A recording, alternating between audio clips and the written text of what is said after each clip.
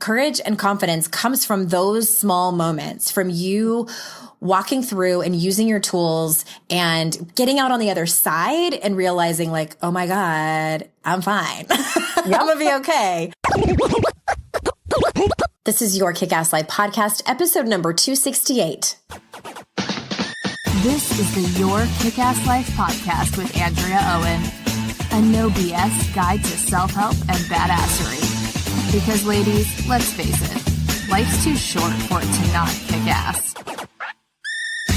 And here's your host, the girl who serves it up straight with a side of crazy, Andrea Owen. Hey there, ass kickers. Welcome to another episode of the podcast. I am so glad you are here. Hey, guess what? I finally went to the doctor this morning because I have not been well for a few weeks now. Turns out I have bronchitis. I told my husband a few days ago and I'm like, I really think it's just a cold. And then finally I was on the phone with my coach and she was like, you have got to go to the doctor.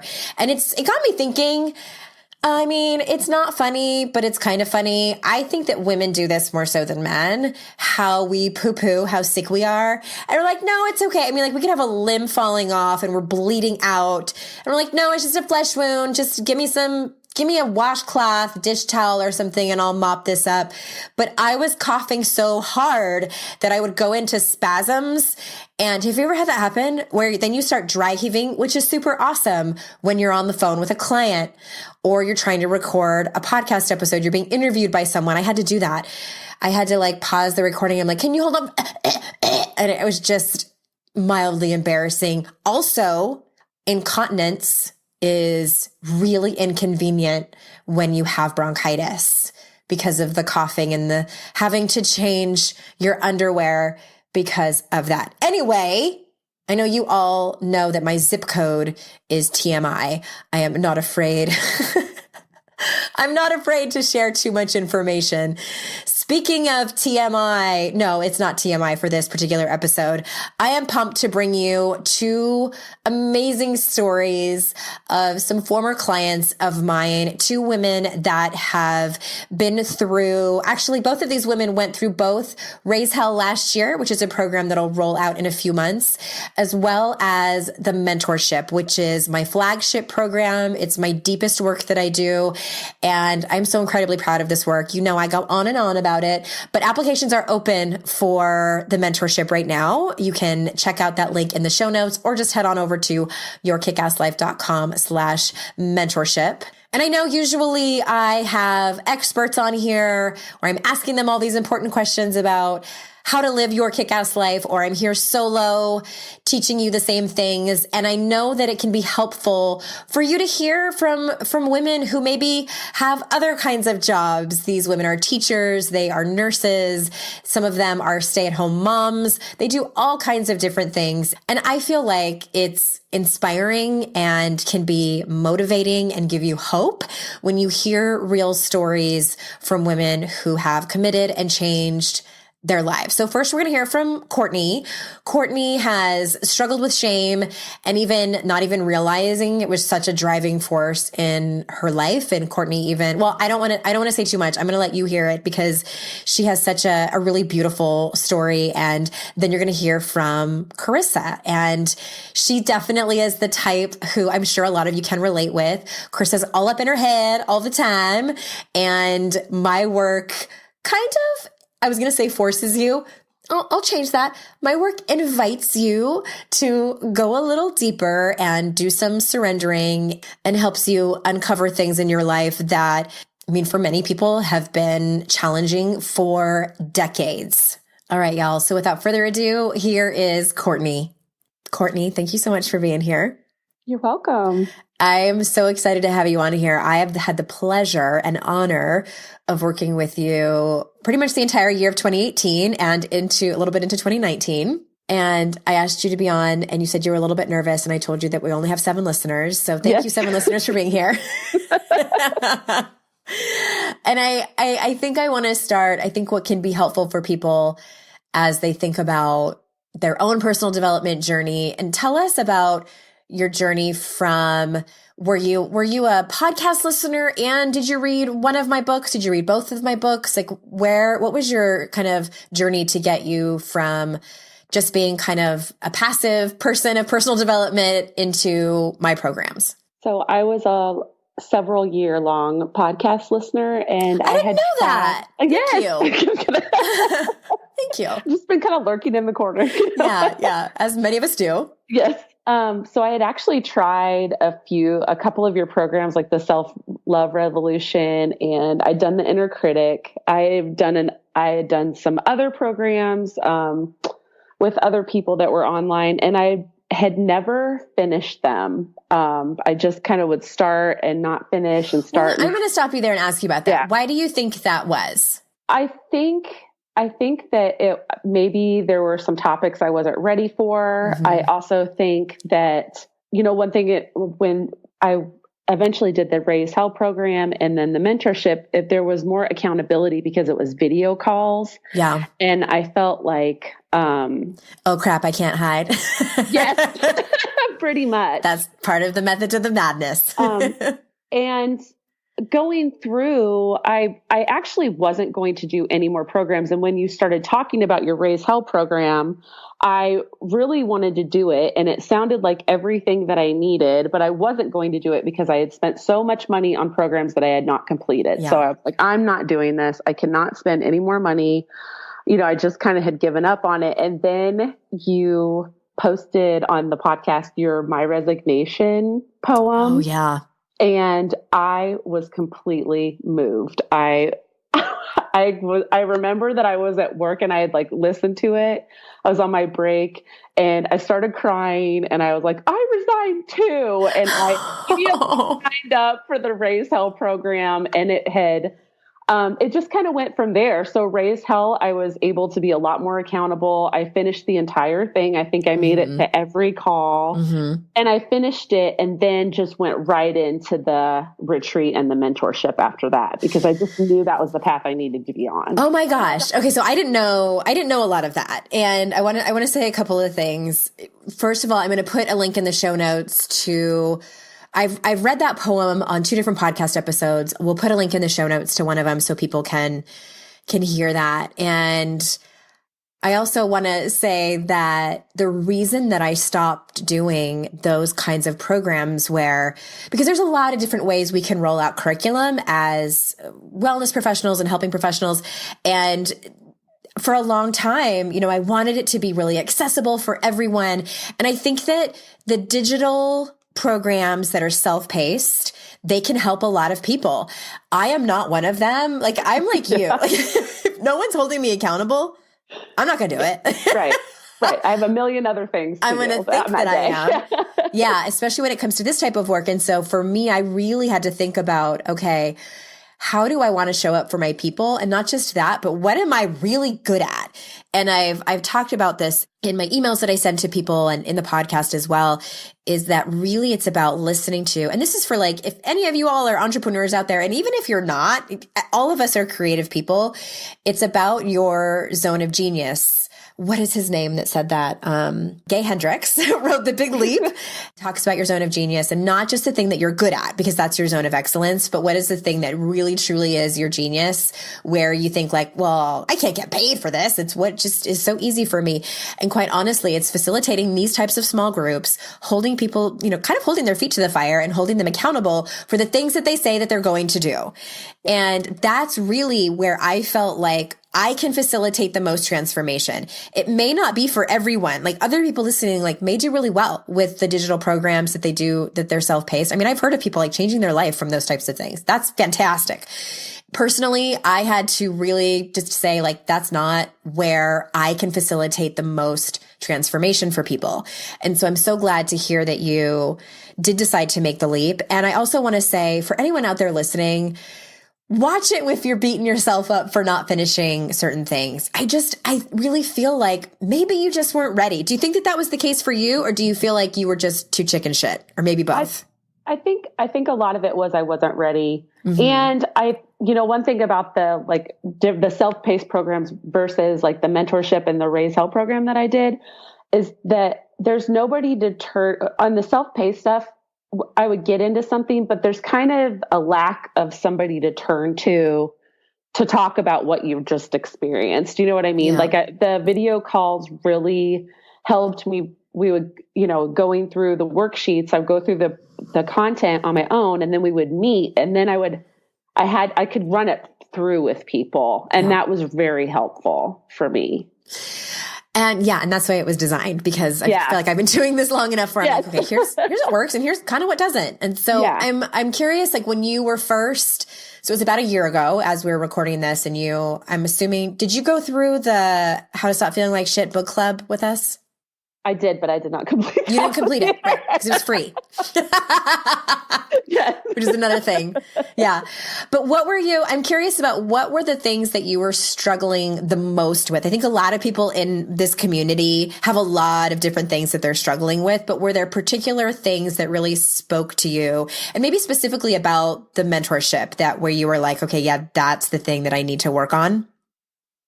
So I have read the book, How to Stop Feeling Like Shit, 2 or 3 times, and almost the entire book. The ones that really stuck out for me were numbing and isolating. Those are my main go-tos that I was having trouble with.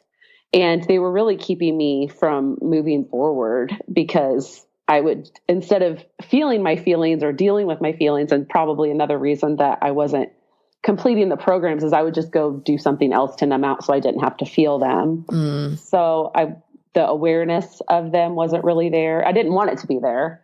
And then I would isolate. So I didn't really have anybody to talk to about them once I did have. Yeah. So it was kind of like a double-edged sword. And it really had me stuck, very stuck. Those two, I'll tell you something as well, because you mentioned those two, numbing out and isolating. And for those of you that haven't read my second book, it's basically the behaviors that all of us do that work for a little bit. They work until they don't. And we do them because we think that they're going to protect us. Like for you, I'm assuming you thought it was going to protect you from feelings and being judged, things like that. Is that fair? Yeah. Yep. Okay. That's pretty right. And then you get to a certain point where you're like, this isn't working anymore. This feels really shitty. And so there's a reason that those were in the beginning of the book, because I know that people tend to start self-help books and not finish them. So there were 3 things I wanted to make sure that people read. It was inner critic, numbing out, and isolating. And that's why they're the first 3 chapters. So you're not alone, Courtney. You're not alone. Yes. And I was so glad that it was on audiobook, because I could just listen to it instead of, it was really easy for me to just listen to the book and kind of comprehend what was going on, instead of sometimes reading books, I put them down and never pick them back up again. So yeah. I was very happy that you did that on audiobook. Well, I'm curious also, what had you done? I know you mentioned you did some other programs and things like that, but what else had you done to try to get resolution about that, if anything at all? I forget. Had you done therapy before? Yes, I've done therapy off and on since I was a teenager. And I have also worked with another life coach previously. I had gone more into the spiritual side of things. I was trying yoga. I was trying Reiki. I was trying just about anything that I could to try and get through and heal whatever it was that was keeping me stuck. I just knew that I was miserable, and I was looking for everything that I could to get through it. And I think that those things did help a little bit in each way, in their own way, I guess. The really profound change has been this last year, for sure. Well, okay. And so that brings me to my next question, because I feel like I've been doing this long enough, y'all, where if someone tells me that they're in such a better place and it was so helpful, and I think that they're bullshitting me a little bit, like I think that they're telling me that because they're like, I'm done with this work for now. Yeah. Or they're trying to tell me what they think I want to hear. I'm like, really? But I honestly, unless you're the best bullshitter ever, I honestly think that and because I've seen you in action for so long now, I've seen your breakthroughs, and I've seen you actually doing the work, and I've seen you pull back and check out for a week or 2 and then come back into the work. But what do you think about this was your biggest takeaway? And I know it might be hard to like pinpoint it for one thing, so feel free to ramble if it's a handful of things. Okay. It is a handful of things. The biggest takeaway for me completely has been the shame work and identify. I just had no idea how much shame I was in. Like, I would walk through the day and shame spiral every single day. And I just thought that there was something wrong with me all the time, and I couldn't identify it or work on it because I felt like I was just stuck in this hole of hating myself all the time. And then once we started doing the shame work, it's like this big light just went on with, just, oh my God, this is what's happening to me. This is what this feels like. Now I can step back and I can see it. I still have to work on it and I still have to work through it, but I can see it for what it is. So it's on the outside. I'm on the outside of it now instead of getting sucked down by it all the time. And that was what was keeping me stuck, is I couldn't think my way out of the shame that I was in because I didn't even know I was in shame all the time, if that makes any sense. Yes. I was just, yay. Sorry. I'm just so, okay, go ahead. And it would be if there wasn't anything that was making me feel crappy that day, I would start going through my memories, in my brain. My brain, the Rolodex. Automatic. Yeah. Like, oh, well, remember that thing you did that was horrible, and remember this thing you did.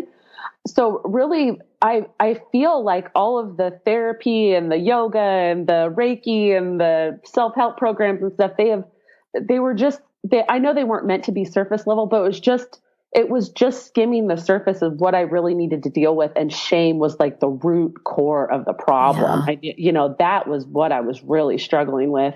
And I just feel so much lighter now. I feel like I can step back, and when something is like I'm in an argument with my husband or something's going on at work, I have skills now that I've learned to step back and say, hey, what's going on? Mm-hmm. I feel kind of shamey right now. Why do I feel shame? And then, the big identities thing is a big thing for me.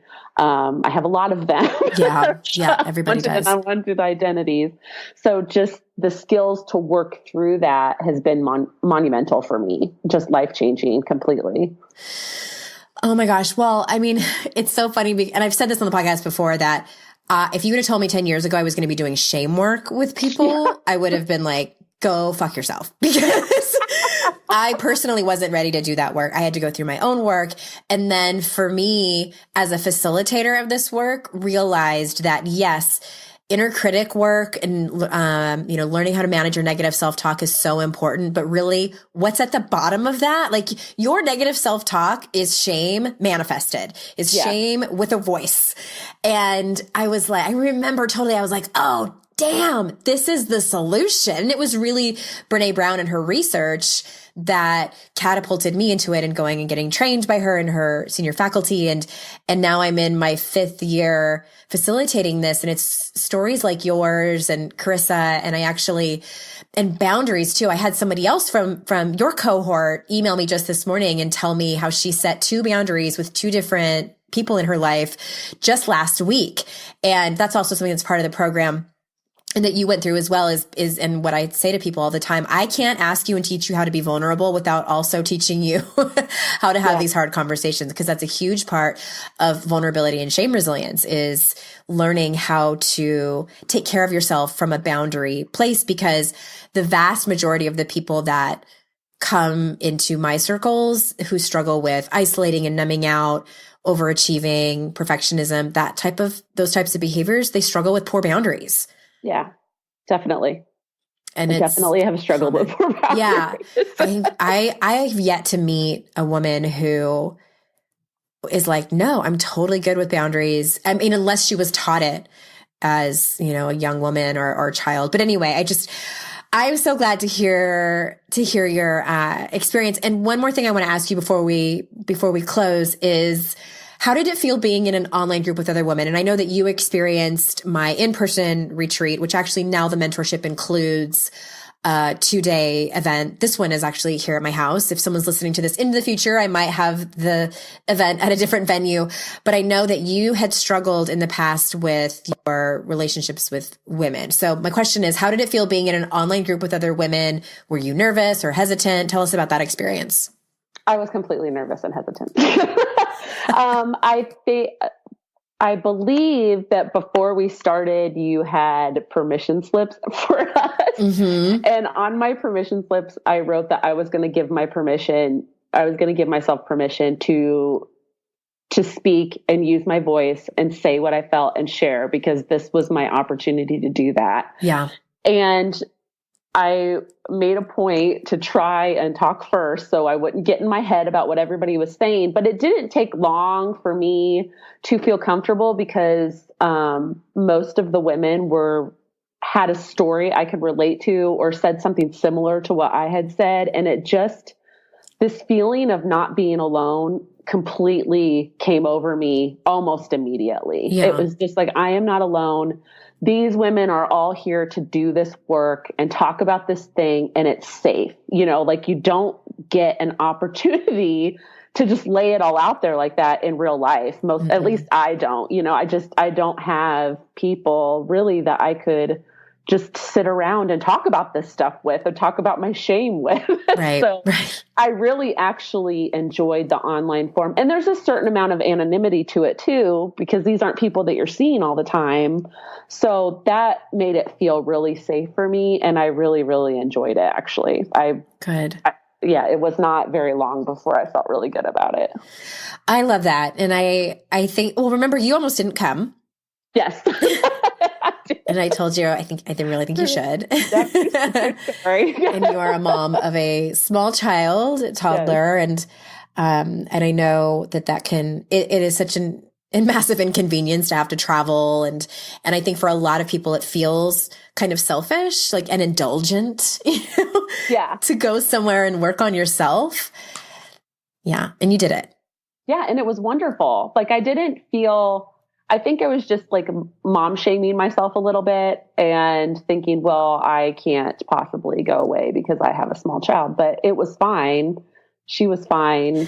And she still loved me when I came home, and everything was great. And I enjoyed the time away from myself, because I hadn't had anything like that since she was born. So the opportunity to just be me again instead of like mom was really nice. Yeah. And I feel like that was very helpful for me too. Oh my gosh. Well, thank you so much for sharing your experience here. I know that my listeners like to hear real experiences from women who have done the work. And even if the mentorship isn't for them, I think that it gives them hope to keep going and to take bigger action, whether it's with me or whether it's with someone else or their therapist and doing trauma work or whatever it is in their life that is the next step for them. That's all I want from people. I want people to do, and I hesitate to say, do it when you're ready. Like, when you're ready, you'll do it, because I don't truly believe anyone. I mean, I don't know. I shouldn't make a sweeping generalization, but where someone's like, okay, I'm totally 100% ready to do this. When I walked into my own shame work, I was like, I'm going to do this because I know it's the best thing for me, but I'm still scared shitless. I think that's normal. Yeah. Yeah, that's definitely how I felt going to the retreat. So yeah. Well, everyone, like, as I mentioned, yourkickasslife.com/mentorship. At this point, several of the spots are already taken, and I will run this again, but I cannot promise that the price is going to be the same and that everything's going to be the same. And I would love to take you through it. Thank you so much, Courtney, for being here. Thank you, Andrea. Thank you so much for everything. Oh my gosh. That woman, my heart just explodes seeing courage in action. And all right, so that was Courtney. You might have seen some similarities of your own life with her story, and maybe you'll see some similarities with Carissa, who is coming up next. So without further ado, here is Carissa. Carissa, welcome to the show. Hello. This is so exciting to talk to one of my clients. I'm very excited to be here talking to you. It's not very often that I have people on, and and I've actually had requests. Listeners have said, I did a survey, probably it's been a couple of years now, and a few people said, hey, can you have people on maybe that aren't life coaches, that aren't experts in personal development? And do you mind telling people, you can even just in a general sense tell people like what part of the country you're in and what you do for a living? Sure. I am in Chicago, which is currently experiencing a blizzard and a deep freeze. Yeah. And I am a special ed teacher. So that means sometimes we're off. Yeah. And I think I wanted to have this episode air for a few reasons. I think that a lot of people that listen to this podcast are interested in signing up for my programs, and they're kind of like, well, this is weird. It's like all these internet people. I'm not going to know anyone. And we talk about some pretty intense topics. And also, I think people really don't know what sort of goes on behind the scenes. And that's what I wanted to give people. And if you're ready, then you're ready. And I kind of hesitate to say that too, because I don't know if anyone is really, really ready to do the deeper work. And what you just got finished with, because I know you've done 2 of my programs. You did Raise Hell in early 2018, and then you rolled right into the mentorship. And that one is my deepest work. And you can, kind of talk about that in a minute. But I think that some people need to go. I think everyone needs to go through whatever process they're going through. If they're just reading self-help books and they're just, consuming podcasts and sort of putting those tools into work. And what I tell people is, if you're ready to really commit, because it's a commitment, you can talk to that, then you're ready. And so that's what I hope clarifies for people in this particular episode. And so let's sort of start from the beginning. Tell us what your journey was from, like, were you a podcast listener? Did you buy one of my books? Then from there to actually taking the plunge and signing up for a program. Sure. So I originally started by listening to the podcast. I believe I first heard you on Home, and then immediately looked you up and loved the podcast instantly. I loved how practical all the tips were. So it was right around the time, maybe fall of the year before How to Feel Like Shit came out. Okay. So I was listening, and I got to listen to the previews of the book, and I bought the book right away when it came out. And I loved the book because of all the practical advice in it. And kind of like you had said before, being on a self-help journey and doing all the podcasts, reading all the books, I was definitely, and still am definitely that person. But I liked the way that you put things into practice and gave real life examples. And so I started with the How to Feel Like Shit book club first. Oh, that's right. I did that around this time last year. Mm-hmm. Yep. That was my very, very first into peopling as far as self-help goes. I'm not really you mean self-helping with others? Yes. I love that term. I thought maybe it's time to, I don't know, you read the books and do the podcast for 10 years or so, and then maybe it's time to bounce some ideas off some people. So I joined that first, and then continued to listen to the podcast and heard about Raise Hell and decided to take the plunge and sign up for that. And surprisingly, it was my first of any kind of class like that.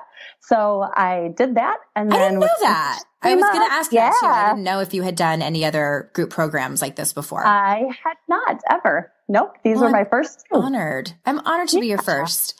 Yeah, it's funny. I was never on the Home podcast. It had to have been a different recovery podcast.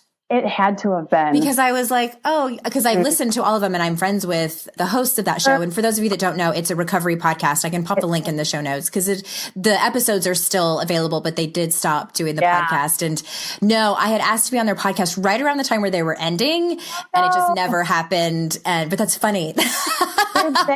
Was one of them on your recovery Yes, series? they both were. That's how I found it. Okay. Because I think I had found them, and then they were on your podcast. I'm like, who is this? And how come I don't know about who this is? Because normally I knew. That's where it all began. Well, I love that you were kind of like ready to peopling with other people. And I'm always just so curious how that starts. And like I was saying, I think people are just ready, and you jumped in. I mean, head first. You were ready, and I'm curious about what were the things. I mean, obviously, if you resonated with How to Stop Feeling Like Shit, it was probably the behaviors that I talk about in that book that you were struggling with. But what are the things you felt like you were struggling with the most? And the second part of that question is, what had you done before to try to get resolution? Like, had you done therapy or anything like that?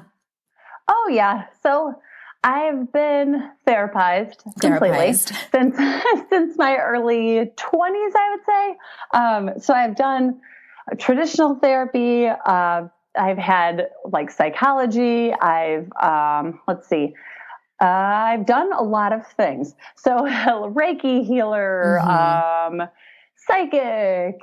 Oh, wow. They're the same person, so I'll say past and future. But yes, I have to know everything.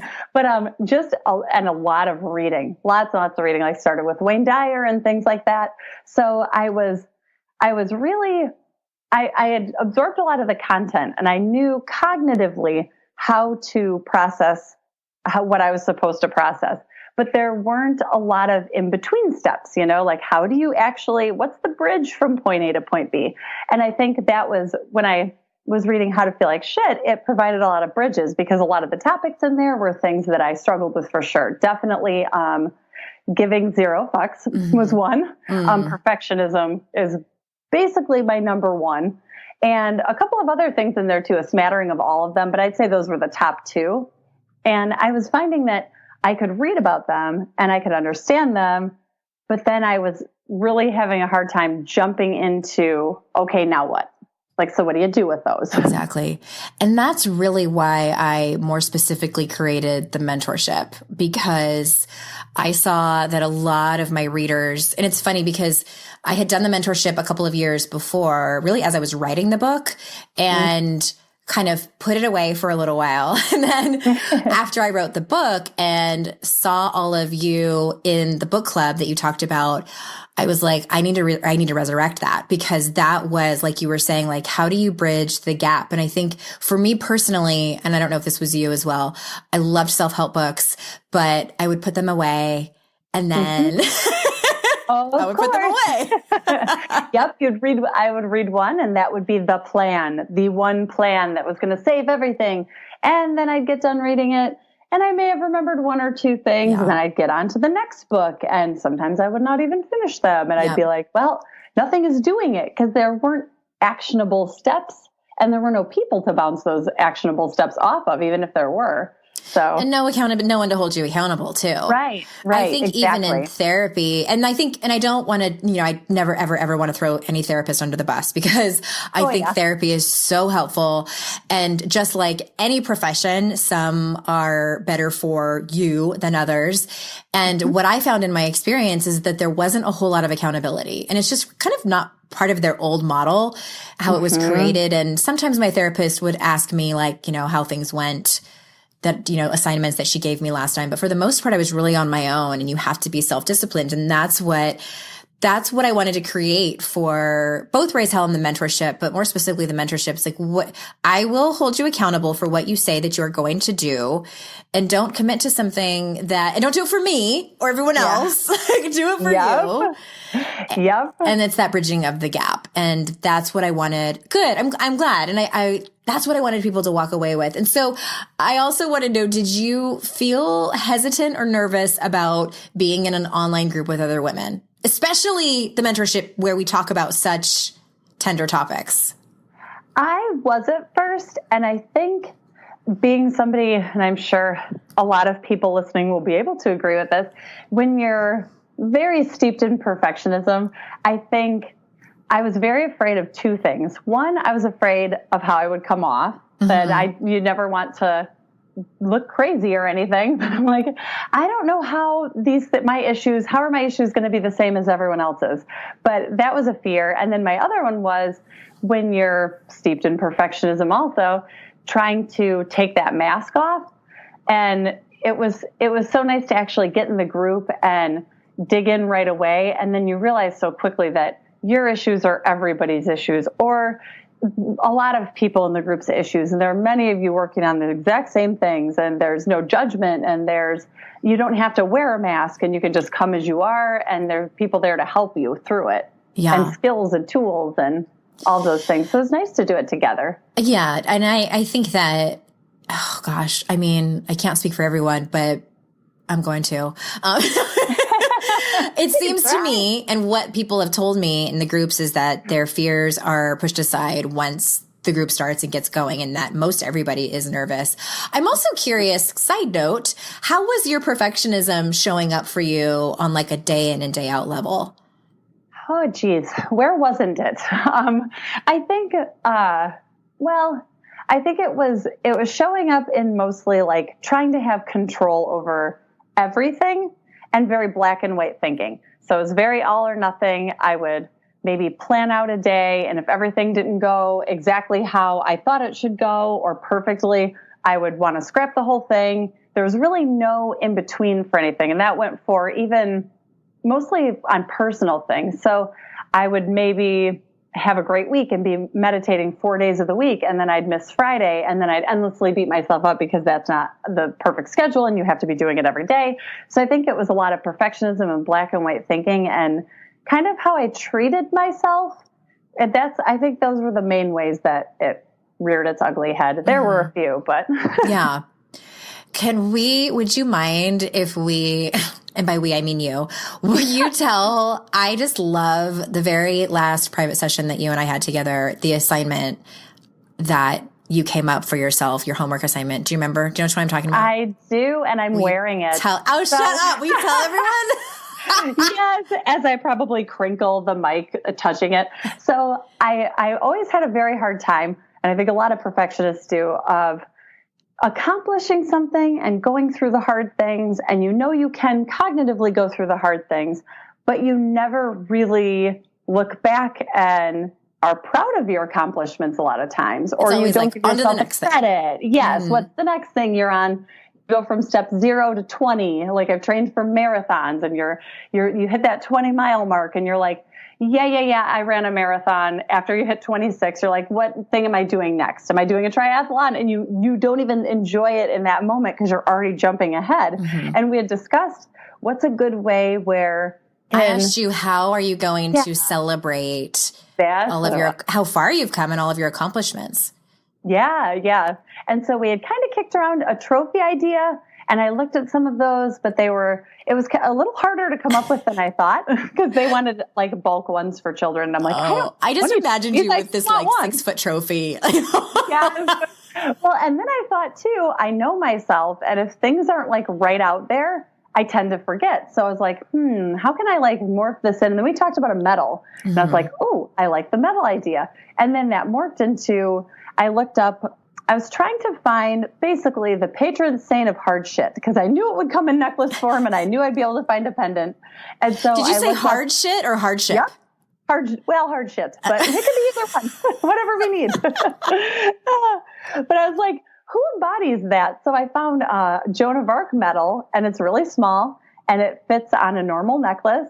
And I've been going through a lot of personal things this last month, and I've really needed it. And it's helped to ground me to remember, like, look, I've pulled out, like I like to say, you can garden and garden and garden, but until you take things and pull them out by the roots, they're going to fester there. And I have pulled out a lot of roots. Yeah, so I can do these hard things. I love it. And I love that it went from, me suggesting a trophy to you buying like a piece of jewelry that you can actually wear. And I love it. Well, all right. So what do you think? And I'm thinking back about what you went through. You had a physical injury.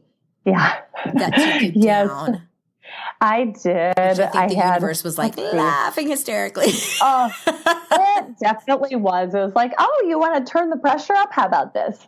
So I had a physical injury. I was going through, my father-in-law had some health complications among a million other things. So just things that before in that black and white thinking would have, they didn't quite level me anymore because cognitively I knew better, but because I wasn't dealing with them at the emotional level or at the body level, they'd still crop up and take me out. So, and that's one of the things I think that was so beautiful to watch of you and so many women in this particular cohort in this work, because we talk about some hard stuff, but dealing with the emotions, dealing with the emotional side of it and guiding you through into just feeling it and writing it out. And, what if it's just emotions? Would you mind telling that story about what happened in the car? Yes, I was just thinking of that. I think that is one of my biggest takeaways from the whole mentorship is just, it became ingrained that the story is just a story. So I had done a lot of inner critic work. I wasn't really beating myself or berating myself up too much anymore. So I was like, okay, got that under control a little bit. But what I didn't have under control was the story of things. So, and sometimes I would say, instead of a shame spiral, it was the everyone is going to die spiral. Like, oh my God, everything is horrible and we're just all going to die. And so I would tell myself these stories and I didn't really even realize I was doing it. So it may be like something happened and I would be upset and crying, but it was really because of the tape I was playing in my head, not actually because of what was happening. So the story, when you say like the story, it was like the story that you were making up about something that was happening that was kind of a little unreasonable. Yes, it may have been a little more elaborate than what was happening, but you can convince yourself it's real and continue to feel bad, which I did a lot. So when, as Andrea mentioned, I had fallen over my dog on the stairs and severely injured my thumb to the point where they had to cast it. And I've never had a cast before. So they said, we're going to cast it, hard cast for 3 weeks. You'll go back, you'll get it taken off. So I go in. Your dominant hand, by the way. Yes, dominant. So we're trying to plan a Christmas party, which also involved us rehabbing our entire basement from scratch. So, and I'm very handy. So I do a lot of it with my husband and myself. And I'm thinking, all right, perfect. I'm going to get this off. And then we're going to finish everything. We're already behind. And they take it off. And he examines my hand and he's like, I think we need to recast it for 3 more weeks. It's not healed. And I held it together and they looked like they were scared because they probably get yelled at all the time when people say that. And I was like, well, it's not the news I wanted, but I understand. So they casted it again and I had the cast off for about 20 minutes and I got in the car and I started crying because I was holding in everything I had from the doctor's office, but I was kind of waiting for. It was weird because nothing was coming and nothing was coming. I cried a little bit, but it was more like a body release. And then I realized there was no tape playing. And normally there would be a tape in my head going, well, now you're never going to get this done. And you've been injured so many times in the last 3 years. And this just always happens to you when you need it. And what? Just my luck. Everything right. And there was nothing. And my body kind of cried and did what it needed to do to release things, like the duck that like shakes it off and swims the other way. And then I was like, oh, well, what do I have to do now? I have a 30-minute drive. I should call my boss back. So I did. So just not having that tape in the background of like taking it to that next level, you're still processing it. You're not trying to like gloss over and be like, oh, I'm so happy I got this cast because no, not that at all. It was very disappointing. And I let myself feel the emotion of being disappointed. But that was it. I didn't like put gasoline on the fire by throwing in all these old tapes, the greatest hits of why everything's wrong. And it did not spiral into a everyone is going to die spiral like it usually did. Yeah. So I love that story. Thanks for being so open and sharing it. And I, from my perspective, and for those of you listening, whatever your thing is and your emotional stuff can look a little bit different. And I think that one of the biggest things I remember from when you came and told us that story in the group was that you released it. You cried in the car for just a handful of minutes. And then you were surprised that like when it was over, it was over. And it was like, oh, I'm back to feeling okay. Yeah. Oh, like you can feel an emotion all the way down and then be done. Like, and it releases. Yeah. Instead of just like, getting to the end and making it worse to continue it, or getting to the end and shoving it down because you're not actually done yet. Like, it resolves itself when you deal with it. Oh, okay. Or powering through or drinking it away or trying all those different things. And it may seem small for some of you listening, but like that and knowing your history, I think it was such a fist pump moment. For you and for me to watch you do that and also be aware of what was actually happening. And that's what I tell people over and over again on this podcast. Like, courage and confidence comes from those small moments, from you walking through and using your tools and getting out on the other side and realizing like, oh my God, I'm fine. I'm going to be okay. And maybe not fine. Apart. You're still disappointed. You're still frustrated. You still have an expectation of getting the cast off that didn't happen. And it sucks. Right. It totally sucks. And I like that you pointed that out too. It wasn't about glossing over it and being like, well, I'm so grateful for my other hand. I'm so grateful for my health insurance. Like, give me a break. And you can be. Sure, if that works for you. Lovely. but moving on, And I think an important part too to mention is that like it didn't end there. So the mentorship has ended. It's been over for a few weeks now. And just recently, my father-in-law had a massive stroke, and he's not really doing very well. He's 84 years old. He had a lot of complications beforehand. Now, that's not something as simple as getting a cast off that's temporary. But I've still been able to stay in those moments when we got to the hospital and saw him on a breathing tube, when we were sitting there waiting in ICU for 3 days, when we were in the middle of the stuff that really is, that can and should bring you down by everyone's standard. There still is no story. But I'm still able to take it moment by moment and just remember to put one foot in front of the other. So the cast part it's hilarious. And that's one of the first times that I noticed, but it really does stick with the big stuff too. I've been through enough of it that this is different now. And my whole mindset is different. I'm so glad to hear that. And I know, the kind of the basic premise of what we learn in the mentorship is the steps of shame resilience and what they actually look like. And you probably remember I was repeating them over and over during the whole time, the months we were together. And that is my job. And that's the reason I created the program and created the length that it was, because it's not about you guys just like coming for a weekend and learning the tools. And then I'm like shoving you out of the nest. Like, good luck with that. Like I specifically wanted it to be so I can remind you week in and week out, here's what the steps are. How is it working for you? And week by week, people are like, what are they again? I'm giving pop quizzes. And thank you so much for sharing your story. Was there any other last takeaways or anything that you learned the most that you wanted to share with the listeners before we close? Well, I think the one last thing I did want to share that goes right along with what you were just saying is I'm a very cerebral person. So when you're a perfectionist, a lot of times you can get real cerebral. So when I signed up, I understood Brené's work very well. I understood your work very well. But I think a little part of my brain was still clinging to I'm going to get a binder and then I'm going to go through all the lessons. And I was gifted as a kid, so I'm going to get straight A's on this. And I didn't want to cognitively power through, but I think there's a little piece in there that thought I was going to. But really, like you just said, that it's not designed that way. And it's really all everyday examples from your daily life, the things that you're going through, to get this actual support in real time so that it becomes ingrained over time. Yeah. And that's the biggest takeaway of the whole thing. Like everything that was set up by design, it works the way it's intended. So it does. Thank you. And I also love, I just want one more quick question for you. I also designed it to be a small enough group that people would still get my attention. Like I knew people's partner's name. I knew their dog's names. Like I knew what everyone does for a living. Like you can't hide in this group. Oh no.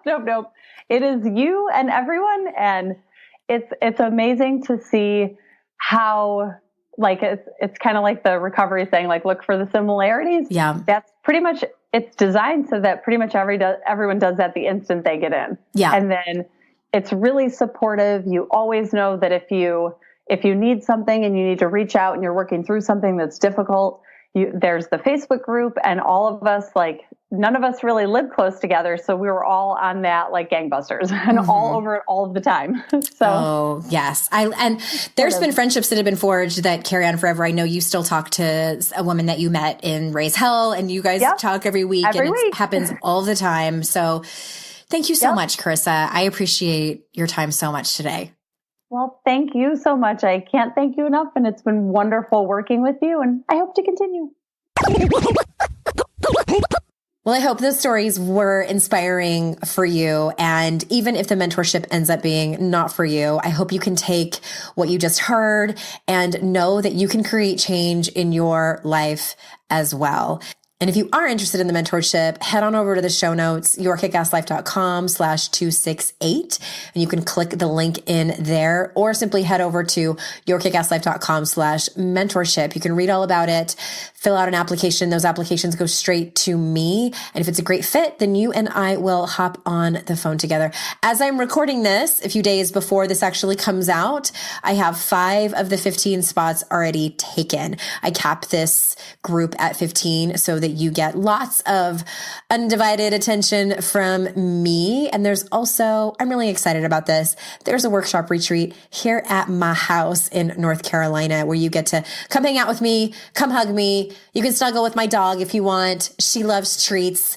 Anyway, y'all, I hope you have a great rest of your week. I hope you don't get bronchitis and cough so hard that you pee a little bit. And as always, I'm so grateful that you choose to spend your time here on the podcast with me and my guests. And until next time, I will see you all out in cyberspace. Bye-bye.